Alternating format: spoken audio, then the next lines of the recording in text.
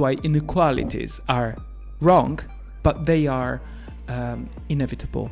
And the way in which fashion works, I still believe in the idea proposed by Zimmel and Veblen in the late 19th century. Going inside of people's head, asking them what sort of the most selfish, disgusting aspiration you have, and then politicizing it and selling it back to people. I mean, do you really believe that capitalism is becoming a moral guide? Is it not that capitalism is doing today what it has always done at best, which is adapting to the new situation, to the new society, to the evolutions of society to sell more?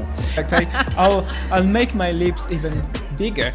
I'll complete what fillers failed to do. So exactly. Well, you wouldn't need digital fashion for that, right? It's so real. No. I don't want digital plastic surgery. Give me a surgeon and a big knife. Charlotte approaches his mom. Shepson has zero emotion. She's probably sick and tired of this life. And actually, I think in all of us, we kind of wish we could do this child and just go and havoc everything, dressed however the fuck we want. Bothered me is that this sort of woke oh my gosh, I said the forbidden word. The sort of woke propaganda of the marketing campaign. Today we will be talking about Gucci latest collection. Yeah, absolutely. Very current and contemporary. We'll segue a little bit into digital fashion and yes. what it means for yes, us of course. And everyone. And then we will look at Russia's Drag Race show, which recently came out. We'll also talk about John Lewis' latest ad for their new insurance. For John Lewis? Yes. I don't know if we can say John Lewis. I don't know if we can say John Lewis, but we will. We can say insurance ad. How about that? Insurance ad about a very famous department store in Britain. Also, this I think will be a good opportunity to talk about something very, very contemporary and very also contradictory, which is the way in which big brands are communicating, so marketing, and the failures of contemporary marketing. It was a failure of contemporary life. Yeah, huh? And life, yes.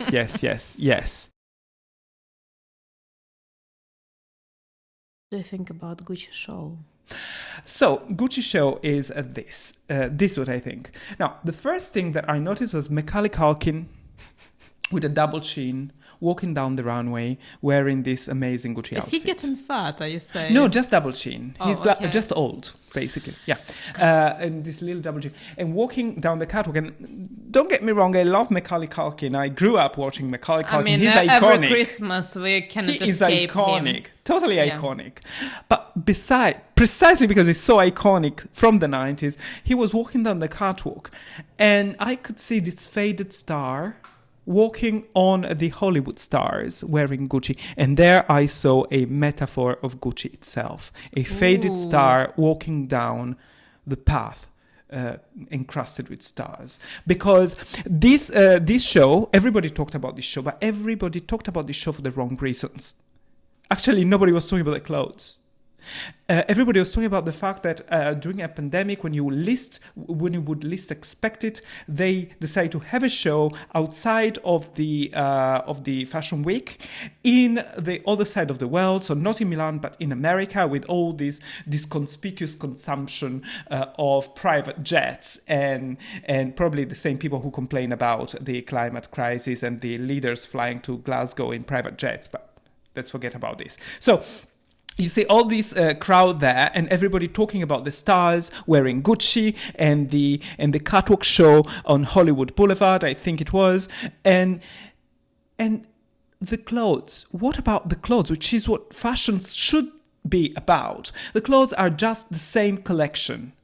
The same collection for 6 years, for 5 years. He always made the same collection again and again. And the only way he has to make people up talking about his collections, given that the collection never changes, is to do explosive shows. So people are actually talking about the shows where they should be talking about the collection. Okay, so instead of talking about the cat, the, innovative designs, newness, what fashion should be about. Newness. That's the one thing that sets fashion apart from costume and dress. It's newness. And they are talking about the show and the fact that it was in Los Angeles with all these old stars and with, I don't know, all this conspicuous show. And to be frank, the show was not even ugly because some of the clothes were beautiful, but it was nothing new.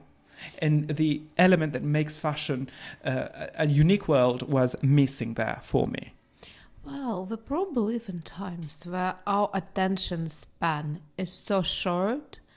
So whatever was shown last season, we have already forgotten. Yeah. And anything is new. Essentially, everything is an endless spectacle of repetition of something which happened before. That's why we constantly live in this nostalgia of reviving the past. All this old Hollywood, like no one is watching movies these days. Everyone is watching TV series on Netflix. But we're still going into Hollywood to revive this nostalgic utopia, which never was. Like what Hollywood was about. It was exploitation of all these actors, and the whole industry was incredibly, it was presented to us in a very glamorous way. But if you start looking a little bit more into what Hollywood is about, it's incredibly tough and brutal industry. And then we have this, again, idea of glamour of actors and what they represent. And clothes, yeah, you're right, they kind of don't matter anymore. But let's not forget, all fashion brands, their key sales, luxury, is not actual clothing. Very little segment of consumers can afford clothes. It's going to be bags with t-shirts which have Absolutely. logo on them. So who cares about absolutely. the collection? Well, it depends where you are coming from. I guess here I'm not taking. I study fashion in my life as you do, so I'm not taking the view of the common person in the street. I'm trying to look at it from the point of view of sort of the contribution to the world of fashion. And I absolutely agree with you. We live in this sort of constant nostalgia for the past, but nostalgia is a stop to innovation. Okay, Gucci to me is creativity without innovation, where creativity is what kills innovation. Okay, because creativity is something that looks new without necessarily being new. But there hasn't been a single new idea in terms of innovation coming from Gucci. Not a new structure, nothing. The only reasons why part where they really innovate is communication. And the only reasons why we have been talking about Gucci in the latest years were, in turn, the Gucci Fest, this horrible fest with these horrible fashion movies, I think from a cinematic point of view, not from a fashion point of view. And then we talked about Gucci because it was essentially legally copying Balenciaga's collections. And here, because it went to Los Angeles for this grand show where he very carefully targeted all the themes that are dear to the heart of liberal Z generation customers. So what I'm complaining about is that, yes, there is a lot of talk around Gucci, but there is no contribution to innovating garments. And what makes fashion is the fact, as I was saying, newness, yes, but also the fact that fashion teaches us how to dance, how to move, how to fall in love. There is a certain amount of comfort in clothes or discomfort. And these things we seduce people differently if we are wearing Miuccia Prada or Rei Kawakubo. You know what I mean? I don't see any progression in this discourse with Gucci. And that really breaks my heart because I see a huge brand with a huge potential and also a very good designer because Alessandro Michele is a good designer. Repeating the same old story because it's safer to go where you know the money is easily made rather than trying and risking. Failure and risk are part of success. And they only go for what is safe. And this to me betrays the very spirit of the fashion that I like. Yeah, but at the same time, probably during the pandemic and all the mess happening around the world, by just going for the safe bet, like you said. But speaking of future of fashion, do you think there is much value in digital? Oh my gosh. With, everyone is talking these days, all the reports everywhere, metaverse, Facebook is now Meta. So And consumers there are a lot of reports saying consumers will pay a lot of money for digital clothing, and they will have, via digital houses, digital art exhibitions, they will buy digital pads, digital holidays, imaginary holidays. We can't really travel. Might as well just imagine. So in a way, some parts of life, of fashion, can be digitalized, and we have seen this because we come from a culture of listening to music in CD rooms. And the what's the name, the recording tapes. Tapes. And then we have, I mean, if somebody told me when I was a child in the 90s, if somebody told me you will get to a point in which you will not need any device, but you will just, any hardware for music, but we'll just listen to virtual pixels of music without having to buy an actual hardware, I wouldn't have believed it. And that happened. So there is a possibility for certain parts of our lives to become digital. But music is waves. Clothes is a different story. Because it's a marketing strategy, and marketing is not for selling pixels at £18. It's for selling, The other thing that strikes me as weird is that we are reducing fashion to the look of fashion. And if we look I give you an example. Gianfranco Ferré, one of the greatest designers, one of the greatest Italian designers of the 70s. He also in the 80s and early 90s, before Galliano, designed Dior. Great designer. He was called the architect of clothes. Now, Gianfranco Ferré always conceived his shirts as beautiful structures that had a very specific way of being worn and had a very specific impact on the wearer. Okay, The beauty of these clothes was never the point. The beauty was always a side effect of the construction. So we are losing this. We are reducing fashion to the looks and not fashion to everything that surrounds the looks.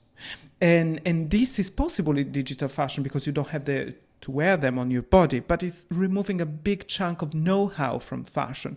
And I was looking at an interview that you sent me about the girl who was talking about how she created this first only digital fashion brand. And she said, I'm trained as a traditional designer. And I was like, where's the point of learning about textiles and sewing techniques if you only create looks that are bidimensional and to be seen online? Where's the point in this? Where's the point in learning the traditional way? And then she said, and then it's amazing. I had a show, and in my show, I didn't have models, I didn't have production costs, I didn't waste material. It's amazing. And I was like, no, it's not amazing, because those are not clothes. Those are images. It's not amazing. You are not creating a fashion show without waste. You are creating a non-fashion show because there is no clothes to sell. But this is very fascinating point, Rupi. I think exactly we evolved to the stage of our culture today, which we no longer manufacture products or things, we manufacture ideas and images. I think this is the biggest sort of a cultural product today. It's almost like who cares about the substance as long as surface looks exciting? And this is a huge influence of social media. We all know whatever is presented to us on social media is not real, or even if it has reality, is the best possible controlled version of anyone available. It's not, there's nothing genuine about it. And therefore, digital clothing is a perfect example as an outcome of this culture. And it's super questionable because everyone is using filters. That's another thing. I think digital clothing is some sort of extension to the fact that all images online were edited. Like any big celebrity or influencer, I expect most probably we will be using some face filter when we do their live stories or posts. And therefore it's not a real experience, but also this interview, this girl, she was wearing real clothes. The only digital thing she had were earrings. So it's also highlights. Yeah, exactly. It's almost like Yes. a little accessory or something extra, like you can add sparkles to your outfit. That's what I was saying. You will only create a sort of big harbinger. Your digital fashion will be the harbinger of real clothes. So it will make real clothes even more desirable. You will sell more clothes, and that's it. And it will be an amazing, glorious marketing campaign. My point remains, I am all about people creating digital fashion, as you were saying, for all the reasons that you're talking about: performance, video games, everything. Just don't sell it to me as a viable solution for reducing waste. This is just not just don't sell me as something that this is not. Don't have an easy solution to a complex problem, because that just doesn't work. Yeah, it's the same. Otherwise, your country would still have an amazing utopia in action if easy solutions to complex problems were possible. My country is now United Kingdom. You are English. The country, you are English. The country which produces heritage. We don't produce anything but heritage. Yes. Well, I would also add to this point. What gets me about digital fashion narrative is what it's often presented as some sort of equalizer, which will stop the discrepancies between luxury and high street and everyone can afford it. But the thing is, people who probably struggling the most in a society, and this is very logical outcome. If we can even apply like massive hierarchy pyramid. If people really going for hardship, they will be sorting out their basic needs first. They will not be thinking about what sort of digital outfit they're going to post on their social media. So what sort of equalizer is that? It's not offering anyone warmth or real body cover, which is actual problem for people who are struggling. So it's incredibly hypocritical and very. But at the same time, I'm not denying it can be beautiful, it could be spectacular and very exciting, but I really struggle to imagine how it can become actual replacement for the fashion clothing. I think it's more of a sort of a entertainment, a new hobby for cryptocurrencies millionaires or rich kids who want to have fun and maybe add some sort of a visual identity to their video game characters in this metaverse or wherever it takes us. I think it could be just another level of status or way of investing, like digital art. It's the same thing. It's actually like there's nothing innovative or artistic about digital art, but it's a great way to sort of self-identify as someone who has access, and you have this unique code which belongs to you. So I think it will all turn into signifiers. Yeah, exactly. Yeah, we are already signifiers. That postmodernity is not based on the idea of a copy. It's based on the idea of simulacrum, where simulacrum is nothing but our listeners will know this, but simulacrum is nothing but the copy of a copy of a copy without an original. And that's what we are becoming. I get that, this radicalization of simulacrum, and I do agree with you. It's very much, it can be a very interesting experiment when it comes to creating spectacular dresses and gowns, because imagine the potential of creating gowns that defy gravity. You can do that with digital clothes, but you can't do that with analogic, let's say, clothes. Now, the problem is, I have a problem with the concept of democratic fashion and also accessible luxury, because it's contrary to human nature from an evolutionary standpoint. Okay, that's why inequalities are wrong, but they are inevitable. And the way in which fashion works, I still believe in the idea proposed by Zimmel and Veblen in the late 19th century. Fashion follows a contradictory movement, which is, on the one hand, it aims to embrace the entire society. On the other hand, 1 minute before reaching embracing the entirety of society, the upper classes who originated fashion move to a new fashion, and the cycle begins once again. Because fashion is not about inclusivity. I'm sorry to disattend the hopes of many people. Inclusivity, yes, in an horizontal way. You can include different sexualities and different races. But from a vertical standpoint, from the standpoint of income, fashion can never be inclusive. It's about exclusivity. It's about possessing what the few possess. Every social class desires what the social class right above possesses. And once the social class below obtains what the social class above has already achieved, the social class above moves towards a new trend. And I'm sad to say I am very conservative when it comes to the evolution of trends, but I do believe that this that was theorized more than 100 years ago, it's still valid, and this is what I see around me still. Well, luckily, if you're one of these lucky people who managed to acquire real house, not the digital one, there's always an insurance you can get for any sort of accidental cover or any damage, which was recently brilliantly advertised to all the British consumers here. Yeah, the ad was amazing. So let's describe it for our viewers and listeners. Considering it was banned as well, so probably... No, hold on. Let's go in order. So the ad was a very famous British English department stores advertising a service which was home insurance for real houses, not digital ones. That's important. And in the ad, there was a boy with clearly gender fluid, dressed as a girl, walking around the house and destroying everything. And then at some point, the boy meets the gaze of his sister. And that's the most amazing piece, because the sister of this boy is a very serious, well-behaved girl doing her homework. And she looks at him like, you're crazy. And he carries on destroying things. And after the house is basically in pieces, in wrecks, the ad says, buy the home insurance and blah, blah, blah. So that's it. Yeah, I think, well, essentially, I thought the ad was brilliant because what that child symbolized to me is probably the embodiment of... I actually didn't think it was anything about gender or even like... I didn't even see a hint there.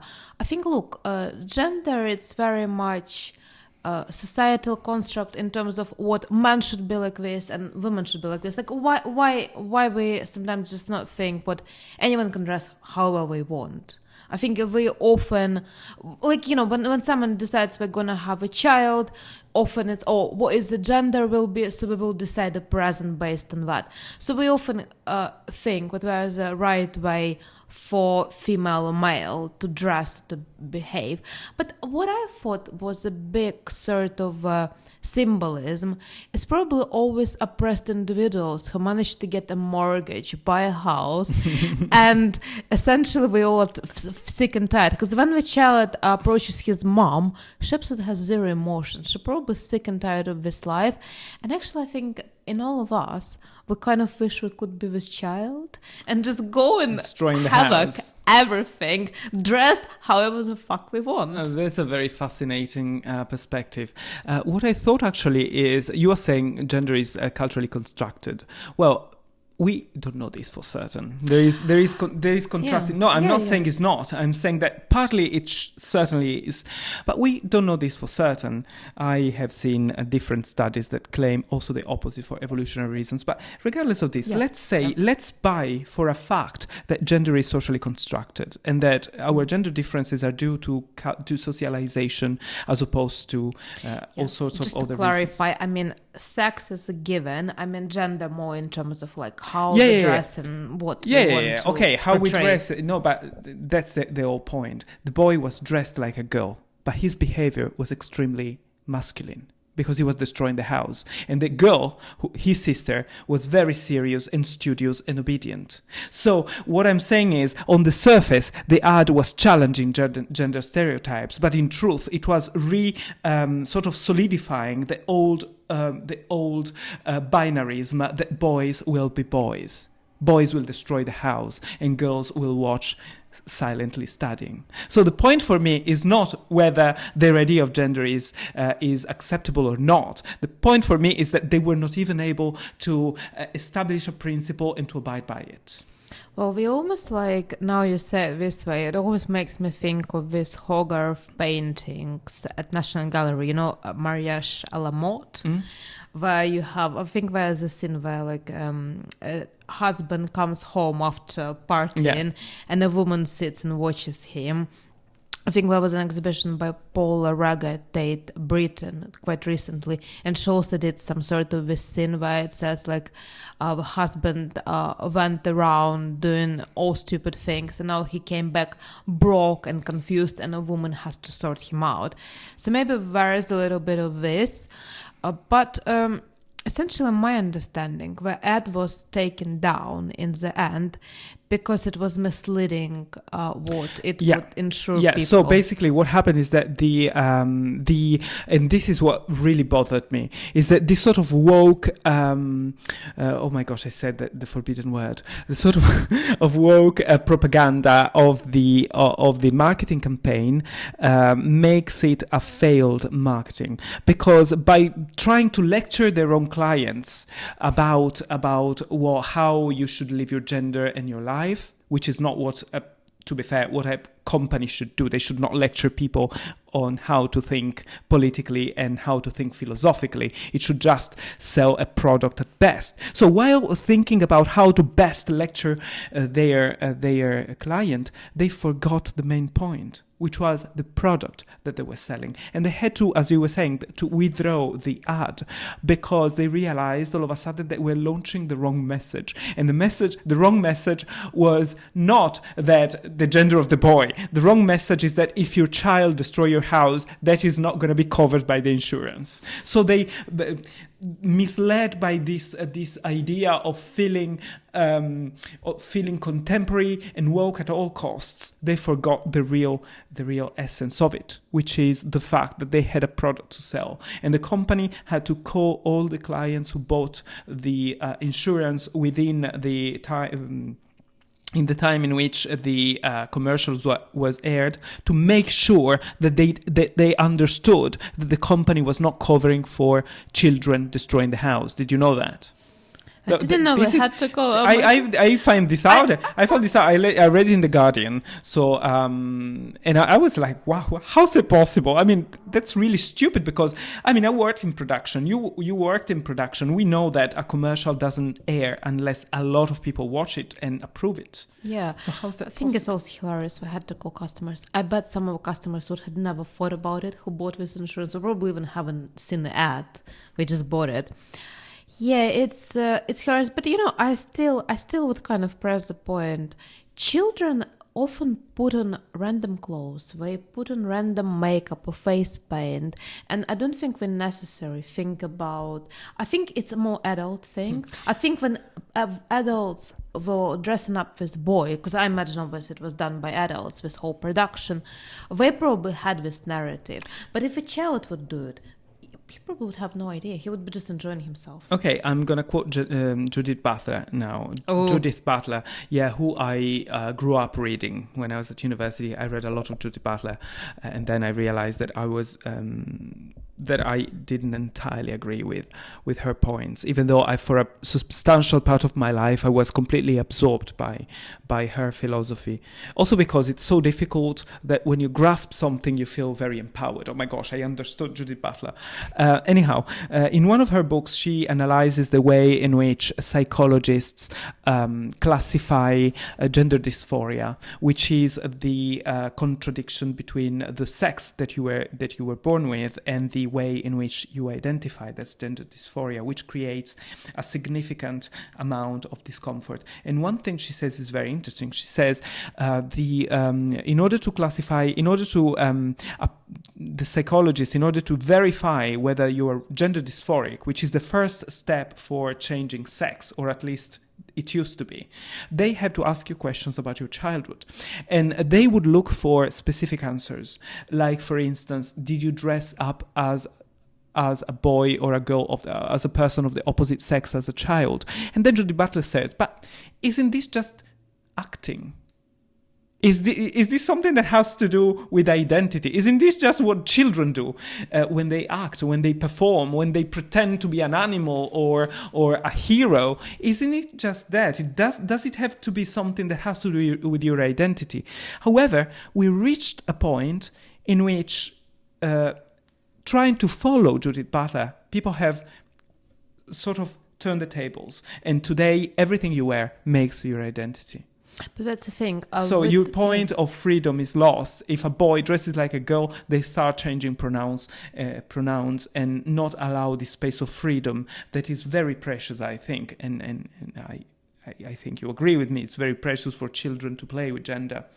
Yeah, I think it's precious for children. But it's becoming an identity. Yeah, but I think that's a very interesting element of our culture. And to be fair, this is a big reason why I wanted to do this podcast, is to speak why our society is so polarized, why we have to label everything, why we have to put everything into the sort of an order. It's almost like this Foucault theory where he sees our society being mediated by power constantly. Everything has to be categorized, and it makes it very easy. Like if it's uncategorized, it scares us, or we don't know what to do it.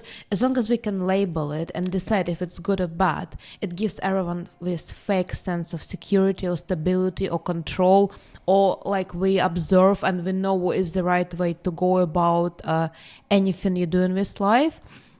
And I think this is probably a huge challenge, because it scares many individuals to step out of these labels, or it also creates this sort of alienation which you want to substitute with belonging to some group or identity. And I feel it has a potential to limit our experience as humans, because we're constantly trapped into this game of belonging or identifying with something, when we just can be open to different experience, like that child. Yeah, and also I completely wholeheartedly agree with you about the problem of this sort of bad evolution of the Foucauldian principle of power structures, that everything is normative and everything is is essentially a power game. That's very limiting. I do agree. Anyhow, going back to our ad, my problem is not even their philosophy once again. Also because in all honesty, I don't think they have a specific philosophy about how children should live their gender. They are trying to ride the zeitgeist, and they are failing at it because it backfired, because they had to remove the ad. Okay, because they were criticized by the left, because they were, after all, they were proposing normative gender stereotypes, despite they tried to avoid it, and they were criticized by the right for doing the opposite. So they made nobody happy, and they disenfranchised their customers. And to me, the problem is that marketing, big companies, big corporations, the cathedrals of capitalism today are lecturing and becoming even moral guides to people. I mean, do you really believe that capitalism is becoming a moral guide? Is it not that capitalism is doing today what it has always done at best, which is adapting to the new situation, to the new society, to the evolutions of society to sell more? And there is a precedent. I don't know if you know about Gillette. Do you know about the Gillette failure? Is it something to do with advertising for women? And yeah. So basically, Gillette had, after the Me Too, they realized that they had a problem, massive problem. Their customers were predominantly males. So how do you address your male client in a moment in which masculinity itself is seen as a sin? Okay, you are born with a sort of original sin if you're a male, according to some progressive intellectuals, and you have to sort of wash your masculinity off because it is intrinsically bad, not because you do something, just because you're born a male. And they thought, okay, let's address this in a commercial, and they did sort of a commercial, I think, in support of Me Too, where they advertised against what they call the toxic masculinity, and that was one. And then they did another one in order to advertise their best-selling product, which is the razor for men, the what's this called? Yeah, the razor blades for men. They chose as a testimonial a transgender boy who was born a female and became a boy. And the father of this transgender boy is a very emotional story, because there is this transgender boy shaving his first beard, and the father helps him out and teaches him how to remove the beard. And that's a perfect subject for a short movie. The problem is that they wanted to sell through that. Now, you can do this with fashion, okay? You can use gender fluid models with fashion. You can use whatever you want with fashion, because your client wants to see that. What about when you are a massive company selling cheap products to the majority of society, and you are telling the majority of society that their system of values is ultimately wrong? You are just disenfranchising your customers. Bottom line, they sold a lot of money. They lost a lot of money. Okay, they said that the losses, 8 billion, I think, was not due to the commercials, but I think it does show, even though maybe not all the losses were due to the commercials, but it does show that there is a sort of a divorce between these brands and their clients, because they forgot that they have to sell a product, and they are trying to lecture their clients on how to vote, how to think, how to see the world. And you don't want to be doing that. You really don't want to be doing that if you are a marketer. Okay, if you're a politician, okay. If you're an activist, okay. But capitalism, unless they want to lose money, they're trying to capitalize on it without realizing that they are only looking at a tiny minority, which is, to me, is very similar to Brexit. Okay, nobody saw it coming because everybody was focusing on liberal people who live in London. And they didn't think that maybe the majority of the country outside of London would have a different opinion. And the same thing with Donald Trump. Nobody saw it coming because people were focusing on the East Coast and the West Coast. And nobody was looking at the big chunk in the middle of the United States. So to me, they're committing the same mistake. They are not looking at their client. They're looking at a tiny minority of intellectual elites that they mistake for their clients. But they're not the ones bringing the money to the company. Was I too harsh? No, I think, it's super fascinating. Like, you're taking it to so many different directions. I was just thinking about politics and Brexit and Donald Trump. And probably, it all kind of starts back with, I think, like 80s politics, when, we started doing these focus groups and opinion polls. And what we were telling people, not political agenda anymore. No. They were looking at their deep desires and benefit, which would benefit them. And I think this is like a whole idea of Donald Trump. It's not about, our community or what we can do better for society. It was all about like, we're going to get our life back on track. We're going to make it all good again. And it's the same with Brexit. The reason why it worked so well, it sold the idea to the general public. European Union, who needs this community, who needs to be together, we don't need these immigrants anymore.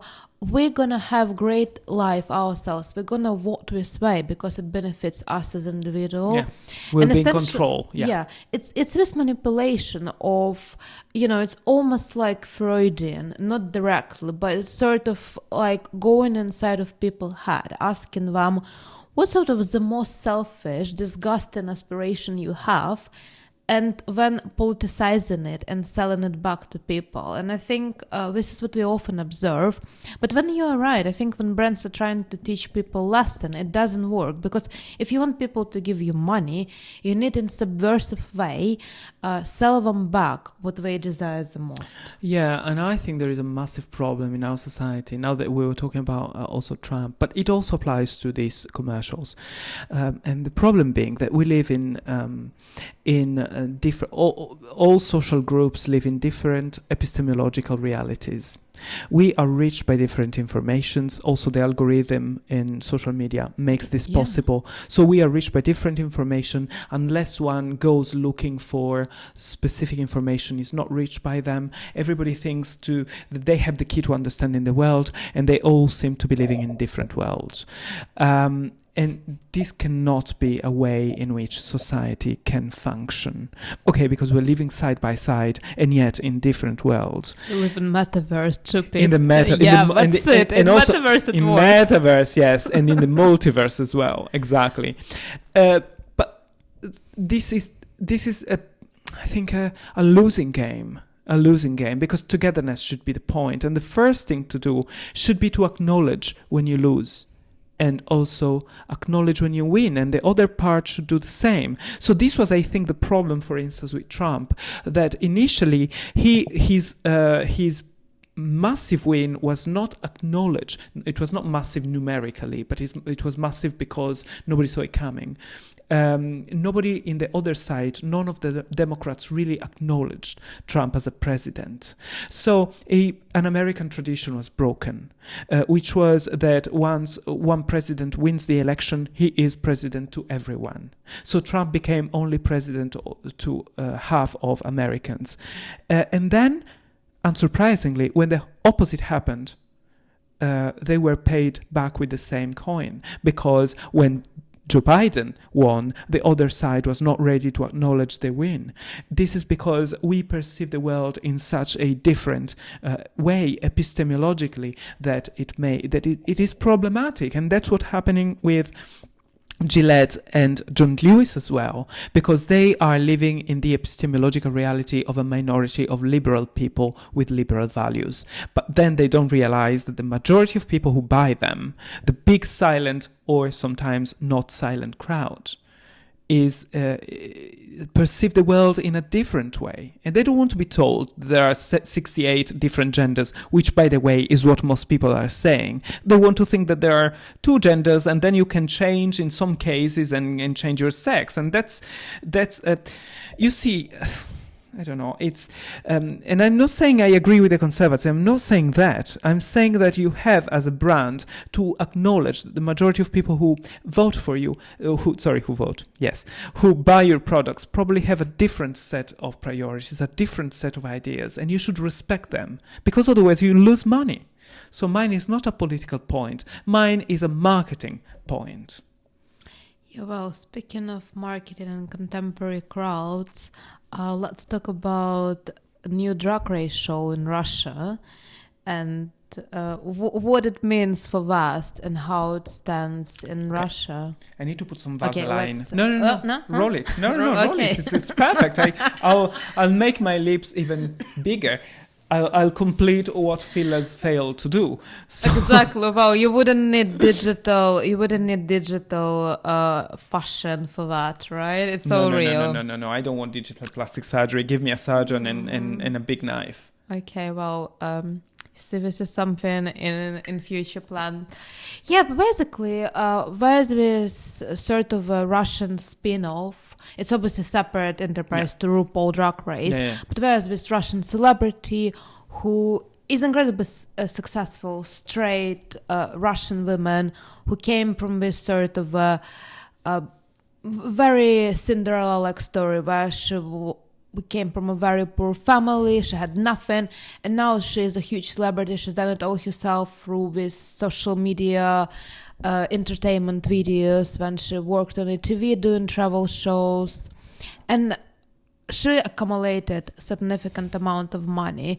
And my understanding, she started this whole Russian show called Royal Cobras from her own pocket. And it is... So she financed the show herself. She financed wow. herself. I think, probably just a little comment on Russian entertainment industry. I understand a lot of entertainers and, let's say, who are not working on a TV, as this is where a lot of money, which are funded by government or big entertainers, enterprises, they actually all finance all their YouTube channels, all these entertainment programs themselves. And when they get money from advertising, actually, I think it's super specific, especially in Russia. I mean, we do it in West. But, for example, here, when you often watch maybe YouTube video, you will have advertisement, of course, or even in a podcast, and most of the time it's recorded by someone else. It's not necessary. Of course. Basically, in Russia, there's a huge trend. All advertising is integrated with as part of a program.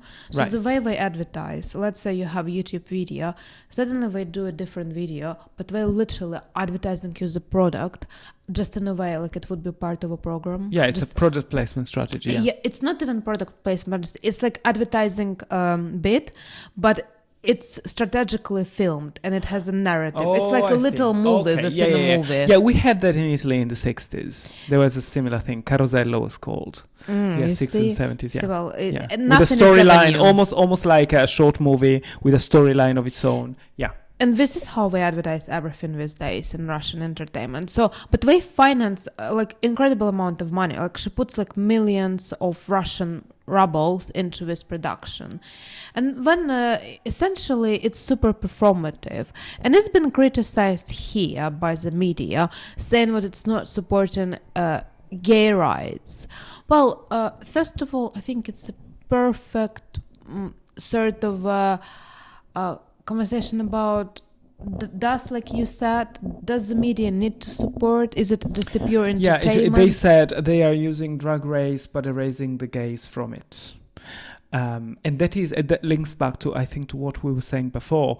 That is that the clothes today coincide with identity.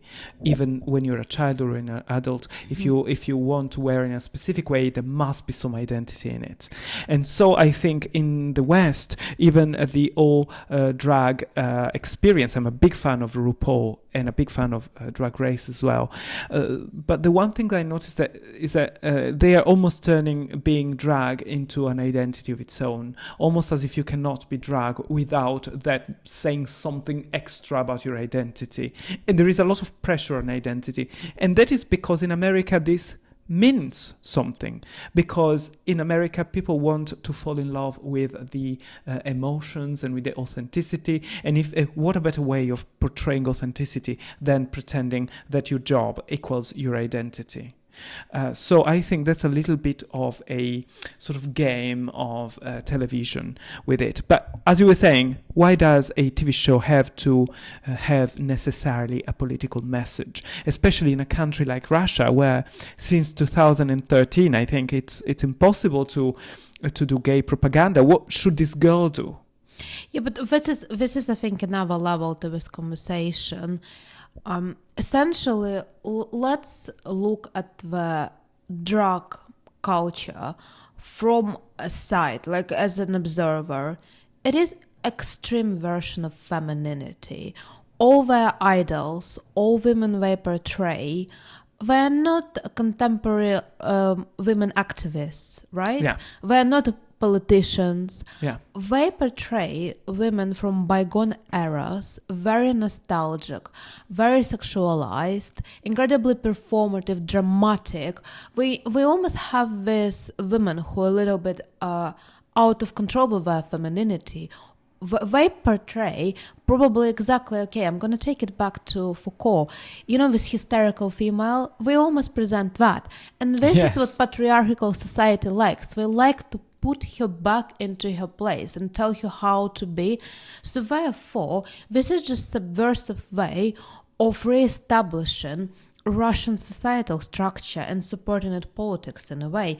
I think we often link, like you say, specific visual culture to identity, when here it can just take pure form of entertainment. And essentially, it turns out to be, I think, very suitable narrative in what contemporary Russia is. You always have, the more totalitarian, the more oppressive society is, the ruling government is, the most subversive and banal way of transgressing it there are, and it's almost like a subtle ironic comment on it, which probably goes missing because it seems to be so in line with what most of men and probably women see as a standard. Yeah, exactly. Plus, I think it's very weird that the activists, I read a couple of articles and they were criticizing the show so much. And I find it weird how people are unable to separate the two things, the show from the gay rights. Okay, the battle for gay rights in Russia is very important and it should be fought very harshly. Okay, because the situation, I think, of banning the gay propaganda is a very bad form of oppression, and nobody with a brain would probably dispute that. I'm just gonna say, we also banned rainbows everywhere. I know. There were some ice cream brands which had rainbow, and they you're not allowed to sell it anymore. And one, I think it was nursery, and they had curtains with rainbows, and someone called the police to go and take down. Gosh. It's just it's just ridiculous. That's truly ridiculous and ludicrous, and we should fight that. But that, I think, has nothing to do directly with the TV show. And what did people expect the TV show to be, coming from capitalistic America? After all, Western TV shows did not do Drag Race until it became something completely normal and accepted by society. What did you expect this girl to do? Not to go with Russian society? So what I'm saying is there are two different battles. You just accept the fact that they're doing Drag Race. You cannot bring politics into it and complain because they're not doing it in the way in which we do it in England or in America or in Canada or even in Italy, because now there is Drag Race Italy as well. You cannot complain because they're doing it differently, because the system of laws is completely different. Society is also different consumer. But to be honest, I think we're doing a great job, considering everything. Yeah, and considering, agreed. I think it's also a perfect, comment on, it's not allowed, but. And this is probably the perfect embodiment of totalitarianism. Yes, it's not allowed, but that's exactly how we should view it. Because if you just want to change society through a TV show, they would put you in jail. They would put the poor rich girl in jail. It's a lot that she's already doing it, that she's able to do what she's doing. So I would say separate the battles and not pretend that she does what she can't do. Also, probably in Russia, even politicians wouldn't embrace certain battles because they wouldn't encounter the sentiment of the majority. Actually, I was looking at a Russian politician who is in the opposition, and he was saying that for him, it was very difficult to embrace things like gay rights, even though he was against Putin, because he said, I need to convince the majority about the fact that another way is possible. And if I want to convince the majority, I cannot start from gay rights because the majority does not agree with gay rights. So the moment in which I say gay rights, it's certain that nobody's going to listen to me. So that's a process that you get to little by little. Okay, either with international pressure on the government, or through being very patient and waiting society to little by little change its view naturally. Because revolution, and Russia is a proof of it, does not work. But evolution does work. And evolution is not destroying the previous system and bringing a new one. Evolution is making little changes, piling up little changes until we get to a better society.